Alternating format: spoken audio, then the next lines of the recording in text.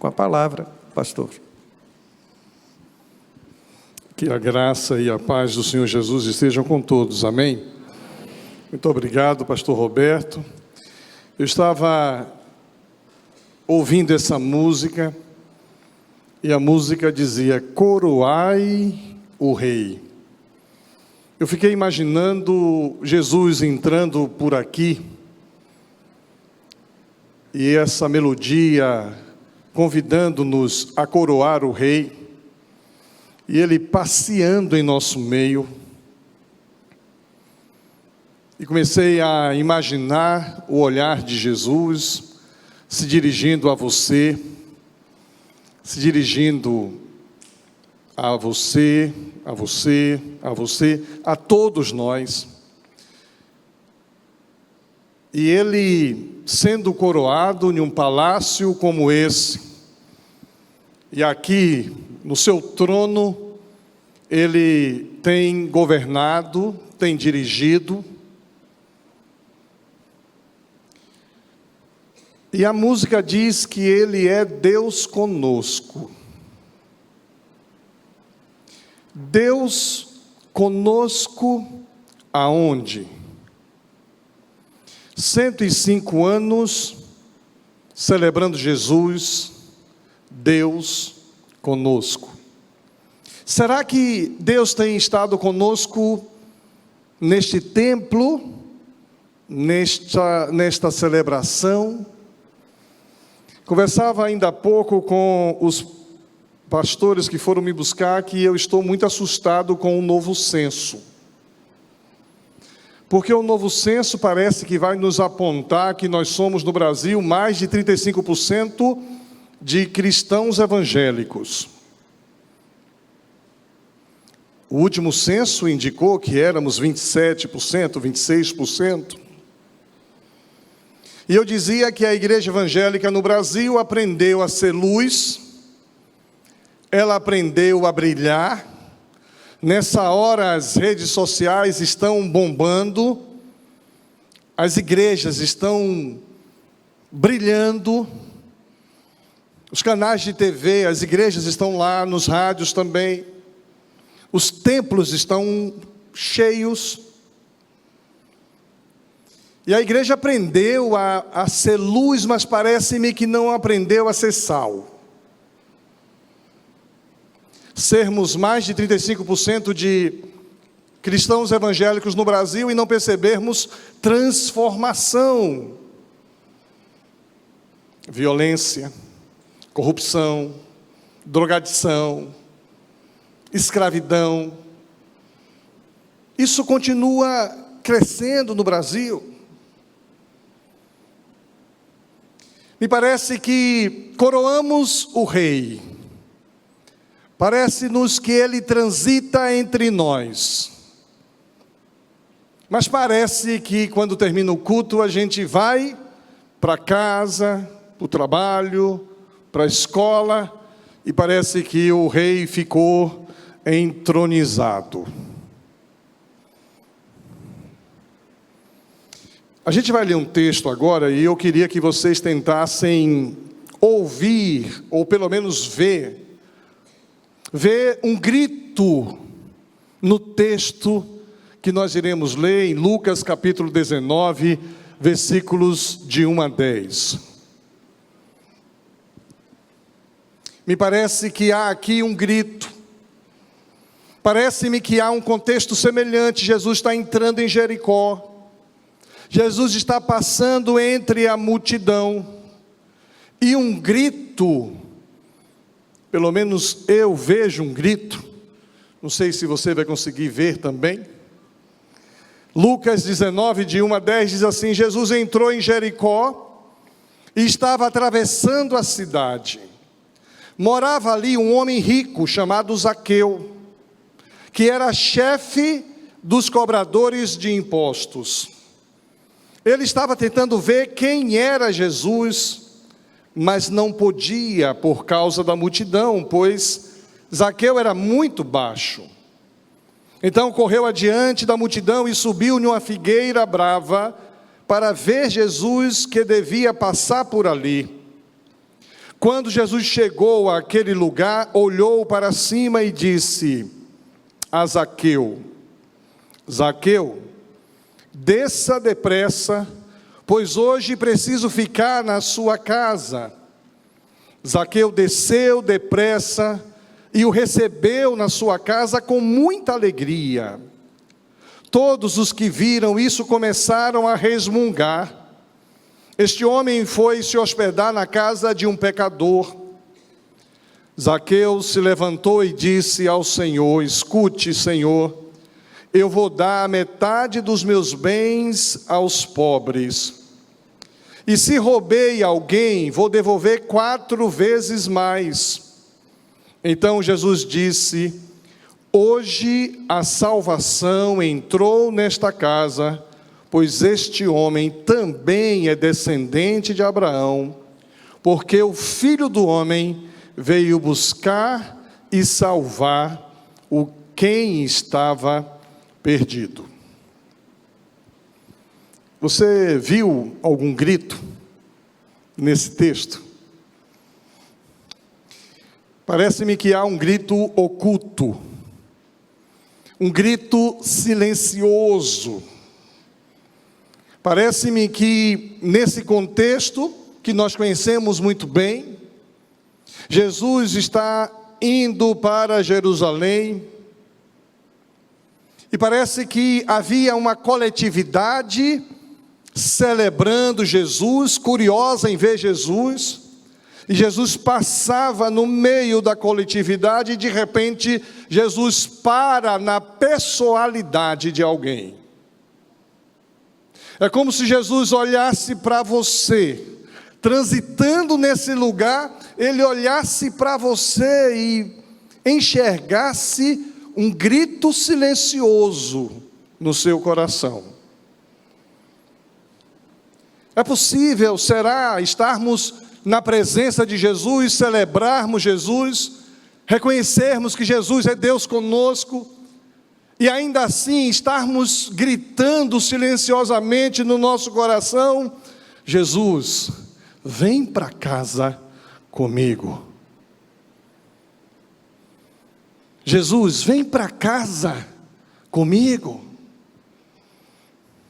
Durante algum tempo na minha vida, já pastor, pregando sermões como esse, e eu falava exatamente isso. Talvez aqui haja pessoas dizendo: Jesus, vem para casa comigo, e era eu que estava dizendo: Jesus, filho de Davi, vem para casa comigo. Por quê? Porque a gente convive com Jesus, mas em alguns momentos parece que o poder de Jesus não se dinamiza em nós. Parece-nos que há áreas de nossa vida, de nosso viver, do nosso coração, que o poder de Jesus ainda não se dinamizou. Talvez em nossa casa existam pessoas que ainda precisam conhecer o power, o poder de Jesus transformador. Jesus, vem para casa comigo. É o grito silencioso de um publicano que tinha pouco patriotismo, nenhuma religião, preocupava-se muito mais com o lucro do que com o próximo. Era considerado pela população de Israel alguém que roubava, tirava suas riquezas. Era visto como inimigo do povo, era odiado pelo povo. Eu olho para esse contexto e fico vendo o ódio da população. Eu tenho 1,80 m. E quando a gente está em uma aglomeração, e alguém quer ficar em uma posição mais privilegiada, e se alguém chega me empurrando, eu olho e vejo a altura, a estatura. Se o indivíduo tem 1,50 m, 1,60 m, eu não tenho nenhuma dificuldade de dizer: pois não, fica aqui. Não é assim? Imagine você, a população ali, curiosa: Jesus vai passar por aqui, Jesus vai transitar aqui em nosso meio, e de repente alguém está querendo vir, e a gente olha e diz: quem é? É Zaqueu, fecha aí. Zaqueu vai para o outro lado e a pessoa olha: Zaqueu, fecha aí, porque ele era odiado pela população. Não deixa esse publicano, esse cobrador de impostos, esse cara que tem tirado o nosso dinheiro e mandado para Roma, tirado nossa riqueza e mandado para outra nação, outro país. E me parece que naquele corredor ninguém deixou Zaqueu chegar à frente, mas ele estava desesperado, gritando um grito silencioso: Jesus, vem para casa comigo. E ele então não se conteve, sobe em uma árvore, e ali ele fica silenciosamente vendo Jesus passar. Mas a despeito da sua posição, ele queria ver Jesus, é o que nos diz o versículo 3. Espiritualmente ele era um homem infeliz, necessitado, insatisfeito, perdido, incompleto. Sua vida era marcada por um vazio que nem o dinheiro, nem a fama, nem o sucesso poderia preencher. Ele tinha dinheiro, mas não tinha paz. Eu fico imaginando se Zaqueu vivesse em um contexto como o nosso hoje. A mulher de Zaqueu era uma mulher infeliz. Chegava no salão de beleza, ninguém queria fazer suas unhas. Ninguém queria fazer seu cabelo. É a mulher daquele homem que tira o nosso dinheiro e manda para a nação que nos oprime. Eu fico imaginando os filhos de Zaqueu, ninguém quer brincar com eles. E olha, isso é muito sério, viu? Eu fui criança pequena no interior da Bahia, em um contexto em que naquela época os evangélicos eram muito poucos.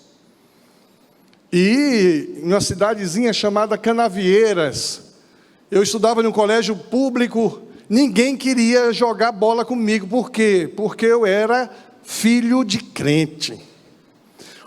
O preconceito e a discriminação era tão grande, que quando eu fazia uma amizade e brincava com alguém, primeiro dia de aula era maravilhoso, que eu fazia amizade, eu sempre fui um indivíduo comunicativo. E aí fiz amizade, minha mãe dizia: como é que foi lá, filho? Foi legal, fiz 5 amigos. Aí no outro dia eu chegava e alegre, cumprimentar os amigos, e ele disse: a gente não é mais seu amigo não. Eu falei: mas por quê? A minha mãe disse que você é crente, a gente não pode brincar com você. Ainda bem que eu não fiquei complexado. Tinha tudo para ser ter um complexo. Então, eu faço uma ideia do que o que seria a realidade do filho de Zaqueu. Chegar para brincar e os meninos assim: não, esse aí é filho daquele cara que tira o dinheiro do nosso pai para mandar para a nação que nos oprime. Eu penso que o grito silencioso de Zaqueu, ele queria levar para dentro da sua casa uma atmosfera diferente. Queria levar para dentro de sua casa uma transformação. Ele tinha tudo, mas não tinha paz. Era rico, mas era infeliz. Aquilo que Provérbios 15:16 menciona: melhor é o pouco, havendo temor do Senhor, do que grande tesouro onde há inquietação. Mas o grito silencioso de Zaqueu parece que fez efeito. Parece que Jesus ouviu, e a gente sabe que Jesus é onisciente, onipresente. Jesus está passando em nosso meio, e essa era a última vez que Jesus passava por Jericó. E de repente Jesus vai andando e para exatamente embaixo da árvore onde Zaqueu estava. E aí eu faço o meu primeiro destaque: o grito silencioso de alguém que sabia onde Jesus ia passar. Antigamente nós cantávamos um hino, um cântico, assim: passa por aqui, Senhor, passa por aqui. Hoje à tarde eu orei dizendo: Jesus, filho de Davi, passa na Igreja Batista do Farol, com todo o seu poder, com toda a sua sensibilidade. porque talvez tenha pessoas ali como eu, em alguns momentos, gritei silenciosamente: Jesus, vem para casa comigo. Jesus está passando por Jericó. Jericó era uma bela e rica cidade próxima ao Rio Jordão, próximo do Mar Morto. Eu vim agora, cheguei atrasado, pastor, porque os meninos me trouxeram pela orla. Que coisa linda! Não tinha tido tempo ainda de fazer aquele tour. Vou ter que voltar aqui outro dia, com uma agenda mais extensa, para conhecer as belezas de Maceió. Uma cidade adornada de muitas palmeiras e muitas fontes de águas quentes. Era a cidade de inverno dos reis, era a residência predileta dos sacerdotes. Jericó significa lugar de fragrância, lugar cheiroso, agradável. Jesus estava passando por Jericó, a cidade de lazer, do luxo, do comércio e da riqueza, que está agora sendo visitada pelo próprio Filho de Deus, o Deus conosco, o Emanuel. Jesus em Jericó era a visita de Deus naquela cidade, era a oportunidade de Deus para o seu povo. E eu diria que Jesus, na Igreja Batista do Farol, é a visita de Deus no meio do povo desta igreja. E eu creio que Jesus está passando hoje por aqui. E passando por aqui, ouvindo o seu clamor silencioso, Ele vai para casa com você, e a visita do Todo-Poderoso te acompanhará.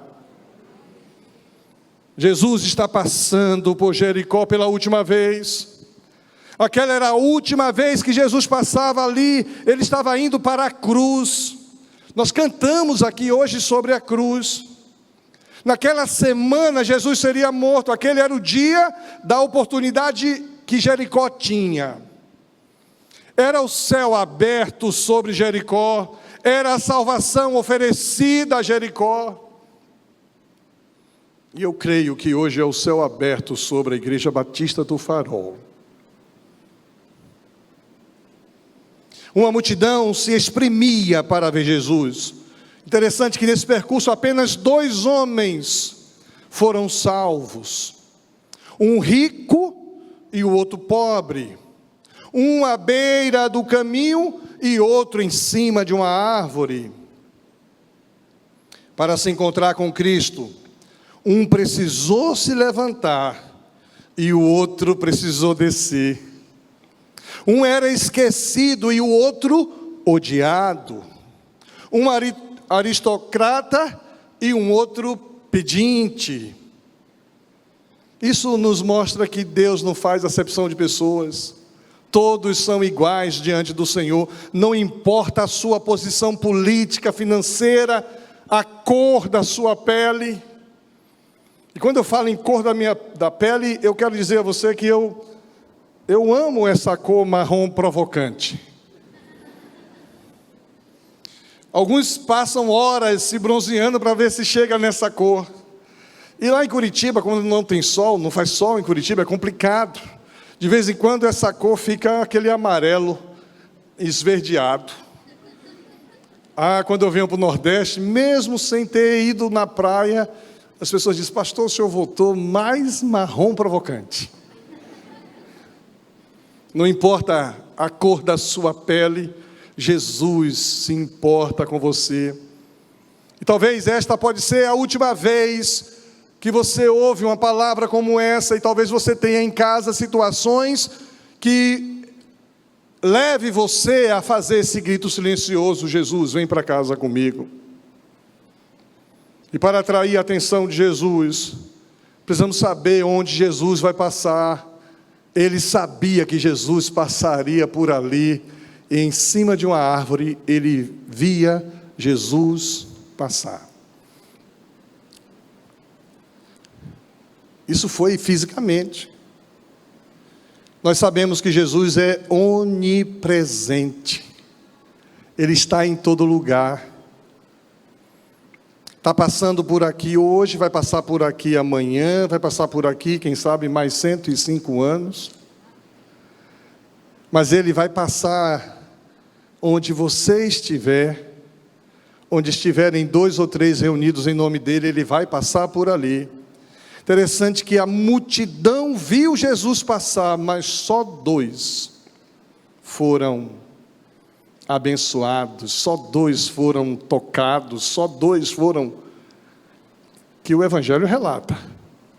Pode ser que tenha havido mais de 2. Precisamos atrair a atenção de Jesus. O cego gritava: Jesus, filho de Davi, tem misericórdia de mim. Zaqueu gritava silenciosamente: Jesus, vem para casa comigo. Segundo destaque que faço é que o grito silencioso de alguém que precisava superar obstáculos. Zaqueu precisou vencer o obstáculo da sua profissão, a gente já viu. O publicano era cobrador de imposto, odiado. Zaqueu precisou vencer o obstáculo do seu status social. Ele era rico, mas não deixou o dinheiro se colocar entre ele e Jesus. Ele sabia que o seu dinheiro não preenchia o vazio do seu coração. Assim como a gente sabe que o dinheiro, o sucesso, a fama não preenche o vazio do nosso coração. Zaqueu precisou vencer o obstáculo da sua condição física.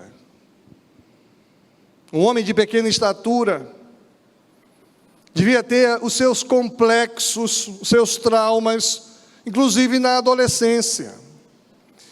Lá na minha igreja tinha 3 meninas conversando, meninas lindas, e uma delas de 13 anos, a menina já era quase de 1,80 m, um corpo de modelo. E eu vendo aquela menina se curvando para mostrar-se na altura das outras, eu cheguei e disse: menina, você é tão linda, endireita a sua postura, não tenha dificuldade com a sua altura.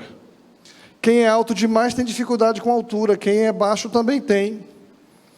Eu tenho uma certa inveja das mulheres, porque as mulheres, elas têm uma capacidade de equilíbrio extraordinária.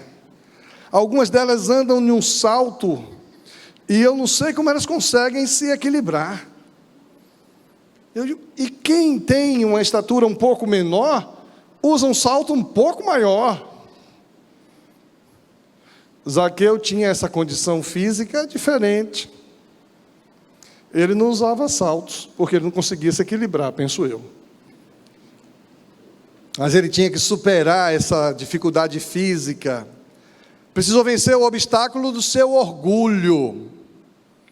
E todos nós somos orgulhosos. Tem uma música muito linda que eu gosto assim: meu orgulho me tirou do jardim, sua humildade colocou o jardim em mim.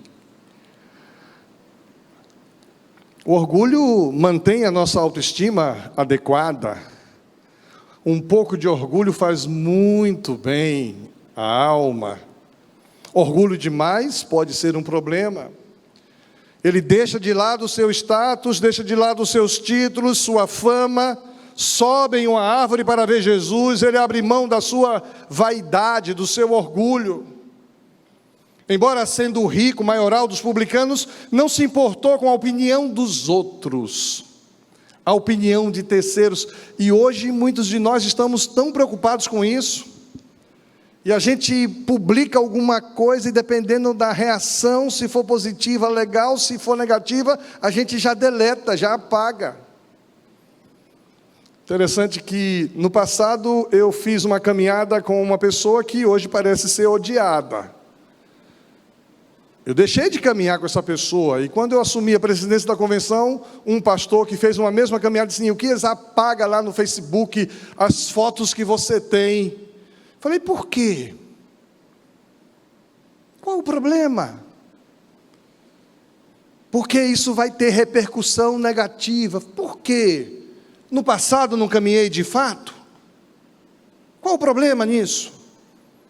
Mas hoje nós vivemos nessa neura. Eu não posso publicar. E a vida de muita gente está exposta na internet.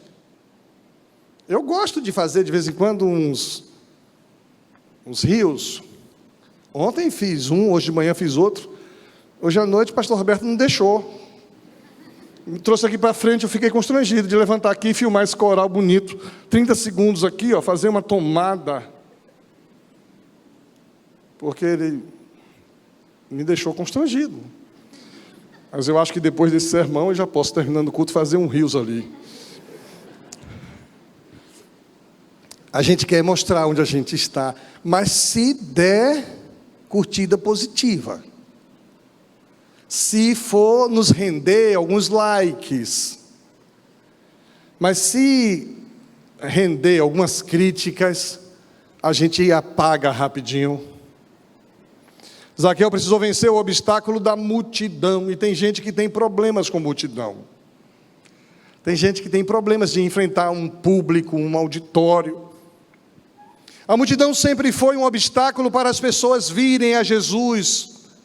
A multidão sempre foi um obstáculo para as pessoas deixarem seus lugares e virem entregar suas vidas a Jesus. A multidão sempre foi um obstáculo para alguém vir e dizer: Jesus, vem para casa comigo.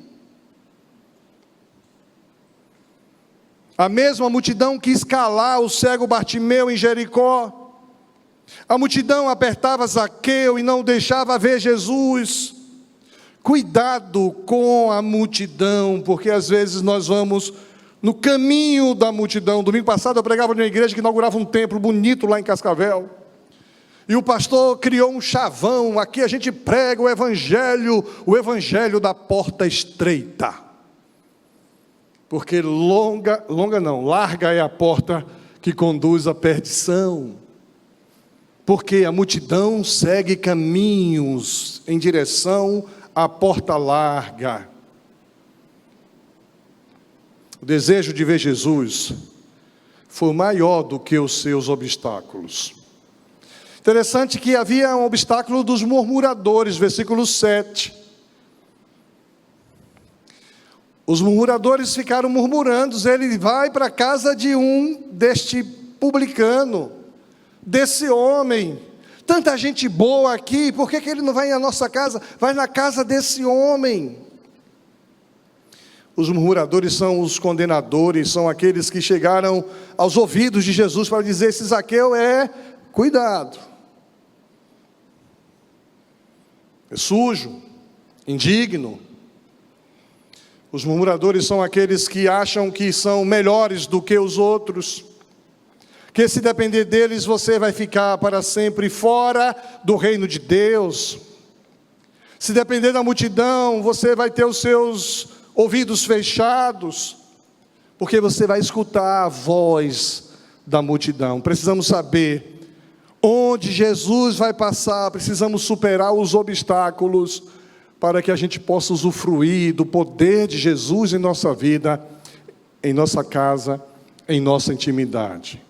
Terceiro destaque: o grito silencioso de alguém que recebeu a atenção de Jesus. Interessante que Jesus veio ao encontro de Zaqueu. Jesus buscou a Zaqueu antes de ele falar. Por isso que eu intuí um grito silencioso.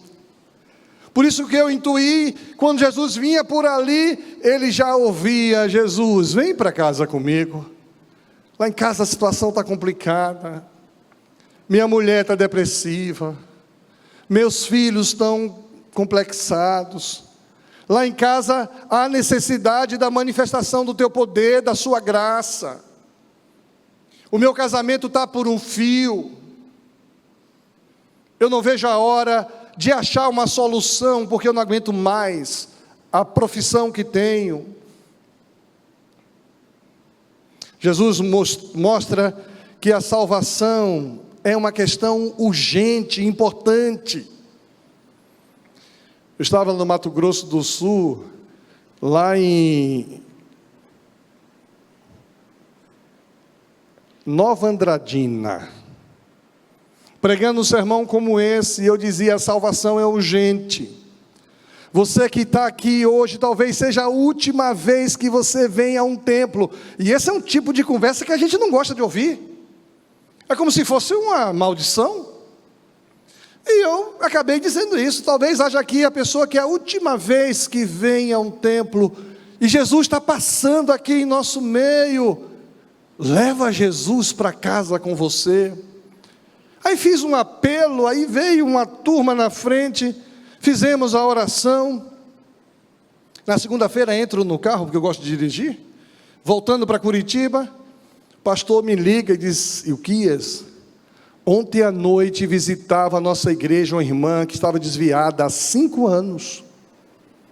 E quando ela veio naquele dia, naquela noite, eu orei a Deus, falei: Deus, fala o coração daquela irmã. E ela veio, ela foi lá na frente na hora que você fez o apelo. E quando foi agora, meio-dia, recebi um telefonema, ela teve um AVC. E eu falei: Deus, tem misericórdia. E me coloquei em oração: Deus, visita com a tua graça. Na terça-feira eu recebi o telefonema que ela foi para a casa do pai. Mas aquela foi de fato a última vez que ela estava no lugar onde Jesus passava, e ela disse: eu vou levar Jesus para casa comigo. Jesus mostra que a salvação é urgente, é uma questão urgente. Jesus não apenas quer ver Zaqueu, mas quer ter comunhão com Zaqueu. Eu venho em uma igreja linda como essa, em um culto maravilhoso como esse, saio daqui revigorado, Deus falou comigo, foi maravilhoso. Domingo que vem quero estar lá de novo. Mas Jesus não quer apenas ter esse encontro aqui, Jesus quer ter comunhão comigo. Jesus disse: Zaqueu, desce, porque hoje me convém pousar em sua casa. Jesus vai para casa com Zaqueu. Jesus entra na intimidade de Zaqueu. Jesus conhece os cantos do lar de Zaqueu. Jesus olha onde precisa de transformação. Jesus percebe onde precisa manifestar o seu poder. Jesus entende que uma ação do Deus conosco precisa acontecer naquele lar. Interessante que o texto não diz que Jesus fez um apelo, mas o texto deixa bem claro que ele começa a tomar atitudes porque ele estava em comunhão com Jesus. Para atrair a atenção de Jesus, precisamos saber onde ele vai passar. Precisamos superar os obstáculos que muitas vezes nos impedem de perceber isso. Precisamos saber que ele vem ao nosso encontro. Em quarto lugar, o grito silencioso de alguém que respondeu positivamente ao desejo de Jesus. Versículo 6. Prontidão para obedecer o chamado de Cristo. Zaqueu desceu depressa. Ele obedeceu sem questionar, sem adiar. Ele recebeu Jesus em sua casa, em seu coração. Ele abriu o seu coração e o seu lar para Jesus. Ele levou Jesus para dentro da sua alma. Ele abriu sua vida, sua consciência, o seu cofre.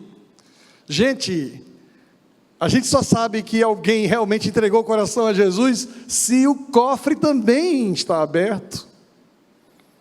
Aqui não, viu, pastor? Mas lá em Curitiba, na Lindóia, que o senhor conhece, tem alguns irmãos que são tudo menos contribuintes. E quando eu percebo isso, eu oro por essa pessoa, porque tem algum problema. Tem algum problema. Mas Zaqueu abre o seu cofre. E, gente, metade dos meus bens darei aos pobres. Se importava ou melhor, passou a se importar, depois que recebeu Jesus na sua intimidade, passou a se importar com a necessidade do próximo. Começou a corrigir seus equívocos, seus pecados. Restituirei se a alguém defraudei. De uma maneira alegre, recebe a Jesus, coração aberto para amar, socorrer os necessitados. Prontidão para corrigir as suas faltas do passado.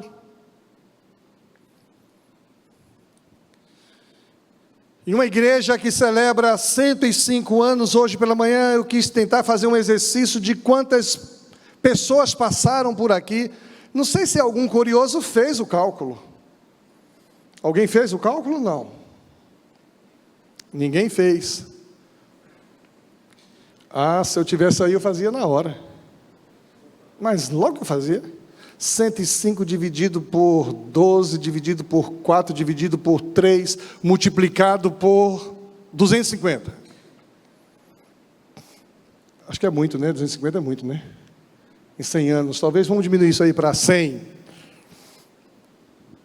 E depois exponencialmente multiplicar isso, porque quando Jesus vem para casa com a gente, Ele vai com a gente, vai para o trabalho, vai para a escola, vai para o trânsito. Hoje no almoço eu estava almoçando em um lugar extraordinário, eu não conhecia, que lugar maravilhoso. Convidei a dona para vir hoje à noite aqui. Não sei se ela veio, se veio está por aqui. Se ela não se manifestou, não vou fazer propaganda também do restaurante dela de graça não. Porque quando a gente leva Jesus conosco, a gente vai compartilhando Jesus às pessoas. E a gente não faz ideia do alcance da graça salvadora de Jesus. Hoje eu vim falar para você que compõe esta igreja, que foi enxertado em um organismo vivo, eterno, que nós não fazemos parte de uma igreja apenas para celebrar e coroar o Rei, mas nós fazemos parte de uma igreja onde o poder de Deus atua primeiramente em nós e depois através de nós. Porque mesmo tendo Jesus como Senhor e Salvador de nossas vidas, existem necessidades que nós precisamos da manifestação do poder de Jesus. É tão bom quando Jesus vem para casa com a gente, quando Jesus dispensa seu poder, a sua graça salvadora. Depois de algum tempo eu pude perceber que Jesus foi para casa comigo. E Jesus tocou a vida do meu filho. Que maravilha que foi. Jesus veio para casa comigo e restaurou alguns comportamentos no meu caráter, no meu comportamento. Jesus veio para casa comigo e quebrantou o meu coração, me colocou de joelhos. Jesus veio para casa comigo e me deu a alegria de meditar na sua palavra. Jesus vem para casa comigo. Talvez hoje haja alguém aqui com esse grito silencioso, dizendo: Jesus, Filho de Davi, tem misericórdia de mim e vem para casa comigo. Eu pedi para Jesus visitar a gente hoje aqui, não apenas para receber a nossa adoração,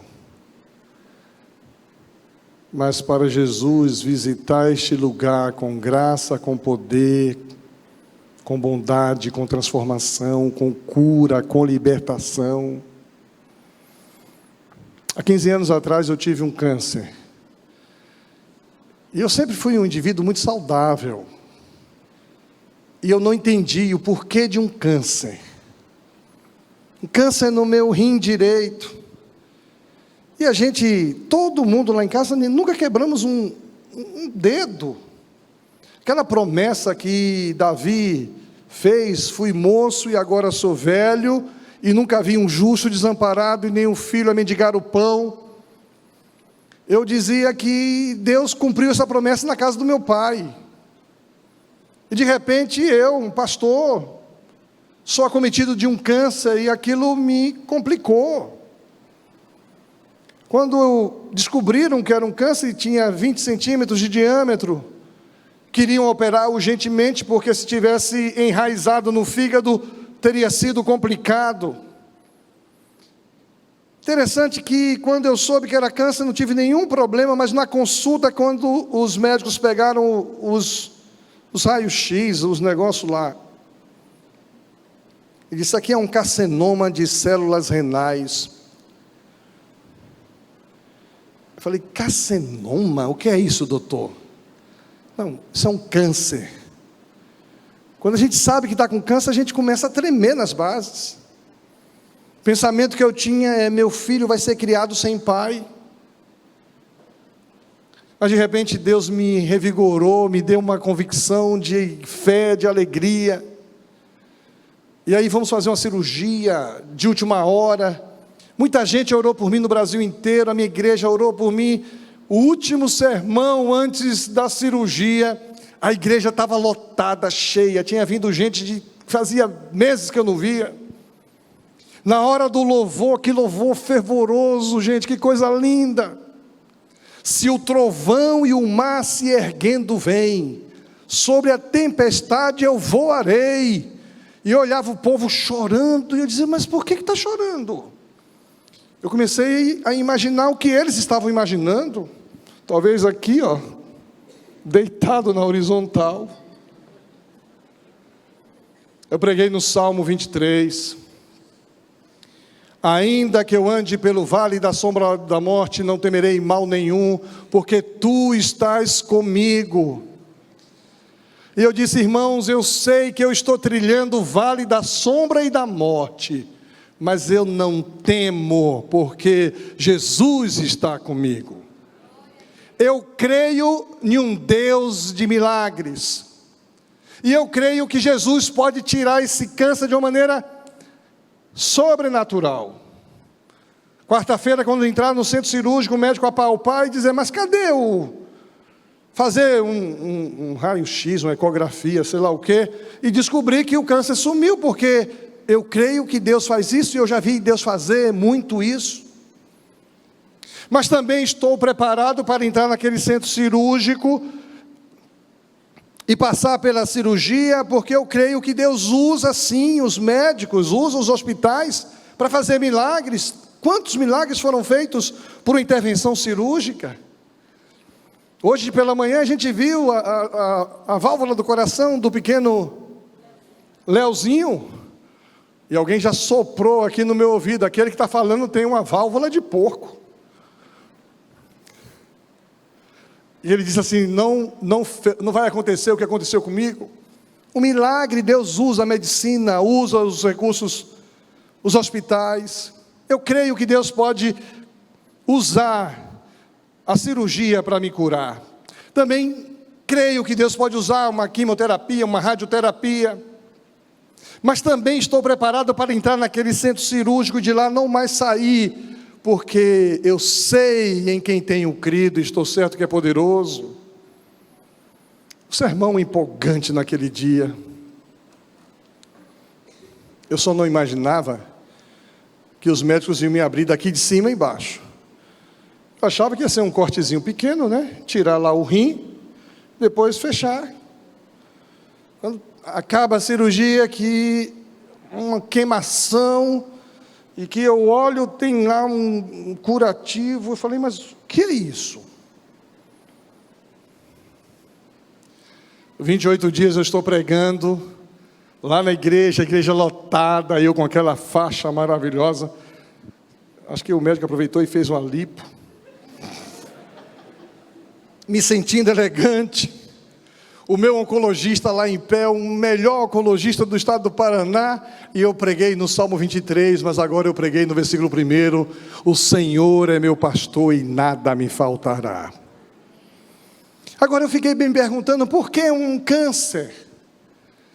E aí, gente, começou a me procurar pessoas com câncer, e eu contava essa história, e eu sempre dizia, olha, eu creio em um Deus que faz milagre, você está preparado para receber o milagre de Jesus? O cara disse, estou.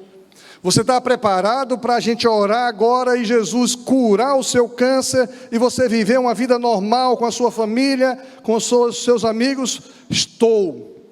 Mas Jesus tem outra maneira de curar o câncer. Às vezes Jesus cura o câncer livrando você de toda a dor e de todo sofrimento, levando você para a glória. Você está preparado para esse milagre? Não, pastor, esse ainda não. Eu disse, mas agora eu vou preparar você para esse milagre também, porque eu vou pedir um milagre e Deus vai fazer. Ou Ele vai curar o seu câncer aqui na terra e você continuar vivendo, ou Ele vai curar definitivamente e você vai viver no céu. Você quer confessar Jesus como... Olha, centenas de vidas ganhei assim. O câncer que me parecia uma coisa ruim tem sido um instrumento da pregação do Evangelho. Um dia eu estava num domingo de manhã, chega uma pessoa numa cadeira de rodas ali, e vem alguém e diz, pastor, aquela pessoa pediu para o senhor orar por ela, ela está com câncer.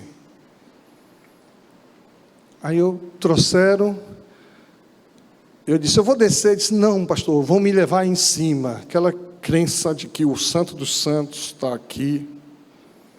E o rapaz era pele e osso. E ele veio aqui e eu falei, você está preparado para um milagre? A mesma conversa. Você crê em um Deus que faz milagres? Eu creio e vou pedir a Deus um milagre na sua vida, mas você precisa também estar preparado para o milagre definitivo. Porque se Jesus curar o seu câncer e você voltar para a vida normal, você vai ter outras doenças e você vai enfrentar a morte de qualquer jeito. Mas eu vou pedir para Jesus curar você ou levar você. Você quer estar preparado? O cara entregou a vida a Jesus. Eu fiz a oração. Depois de 3 anos, chega um rapaz bonito e participa do culto de noite. Termina o culto e diz, pastor, o senhor lembra de mim? Falei, rapaz, não estou conseguindo me lembrar. Diz, pastor, a última vez que eu vim aqui, eu fui trazido aqui em uma cadeira de rodas. E o Senhor orou por mim aqui em cima. E Deus me curou. Olha como eu estou. Eu estou contando essa história para dizer que algumas coisas que a gente vive têm uma razão de ser.